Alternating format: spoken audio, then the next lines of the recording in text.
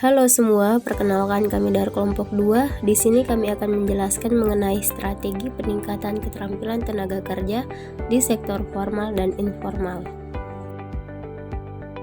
Sebelumnya, apa itu tenaga kerja formal dan informal?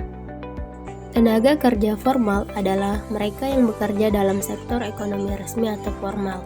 Tenaga kerja formal biasanya memiliki kontrak kerja tertulis, berhak atas berbagai hak dan manfaat seperti upah minimum, jaminan kesehatan, cuti tahunan, pensiun, dan perlindungan hukum. Contoh dari tenaga kerja formal yaitu pegawai kantoran maupun karyawan pabrik yang bekerja di perusahaan terdaftar dan terpenuhi syarat. Selanjutnya, tenaga kerja informal. Tenaga kerja informal adalah mereka yang bekerja di sektor ekonomi non-resmi atau informal.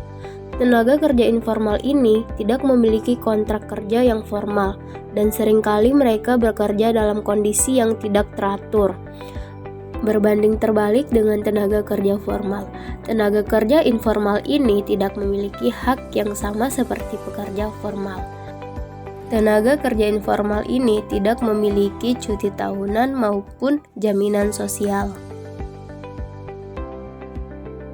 Yang termasuk dalam tenaga kerja informal yaitu pedagang kaki lima, pekerja rumah tangga, dan buruh harian lepas. Bagaimana karakteristik tenaga kerja formal dan informal? Karakteristik tenaga kerja formal.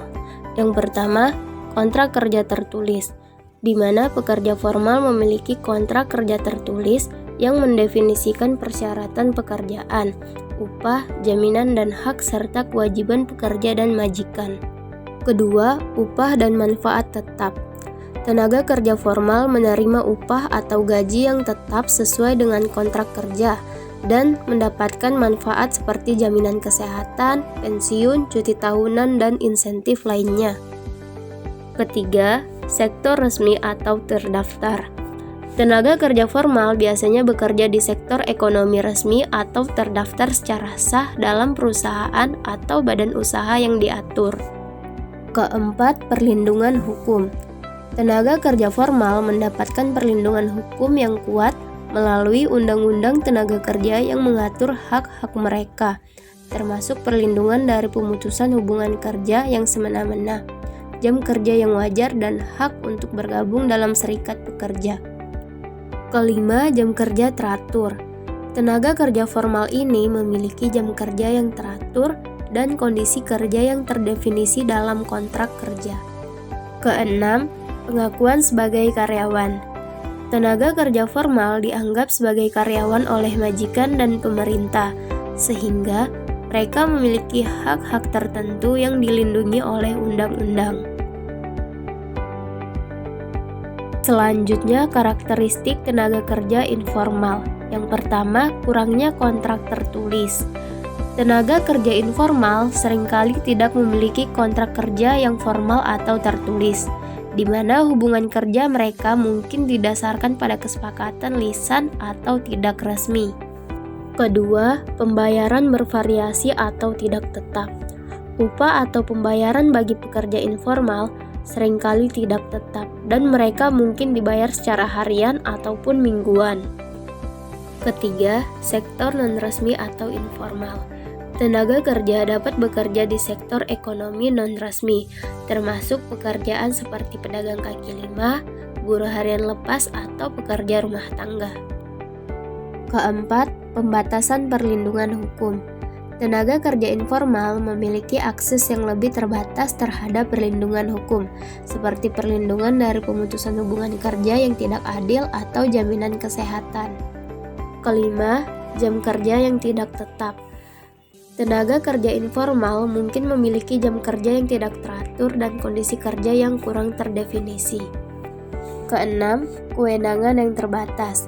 Tenaga kerja informal mungkin memiliki kewenangan yang terbatas dalam hubungan kerja dan memiliki ketergantungan yang lebih besar pada majikan atau pemberi kerja.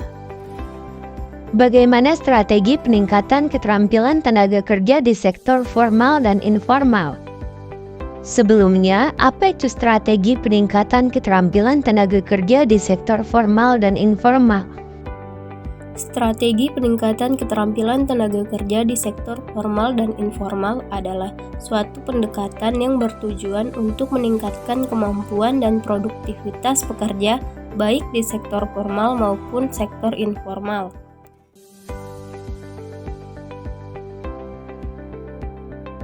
Strategi peningkatan keterampilan tenaga kerja di sektor formal dan informal.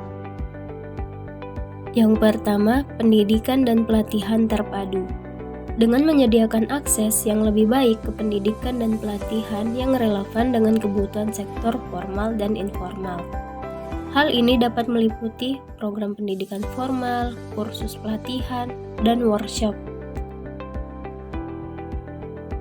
Kedua, relevansi dengan pasar kerja, yaitu pastikan bahwa program pendidikan dan pelatihan disesuaikan dengan tuntutan pasar kerja saat ini. Hal ini dapat mencakup keterampilan teknis, manajerial, atau kewirausahaan. Ketiga, pendidikan finansial dan kewirausahaan, yaitu memberikan pelatihan tentang manajemen keuangan, kewirausahaan, dan kemampuan berwirausaha untuk mendukung pertumbuhan sektor informal. Keempat, kemitraan antara sektor pendidikan, pemerintah, dan industri, yaitu mendorong kerjasama aktif antara lembaga pendidikan, pemerintah, dan industri untuk memastikan bahwa program pendidikan dan pelatihan mencerminkan kebutuhan aktual sektor formal dan informal. Keempat, magang dan program pembelajaran di tempat kerja, yaitu menyediakan peluang bagi pekerja atau calon pekerja untuk mendapatkan pengalaman praktis di lingkungan kerja yang sesungguhnya. Keenam, pelatihan teknologi dan digitalisasi, yaitu mengakomodasi kemajuan teknologi dengan memberikan pelatihan terkait penggunaan alat-alat digital dan teknologi terbaru yang relevan dengan sektor tertentu. Sekian video pembelajaran dari kelompok 2. Semoga bermanfaat. Sampai jumpa.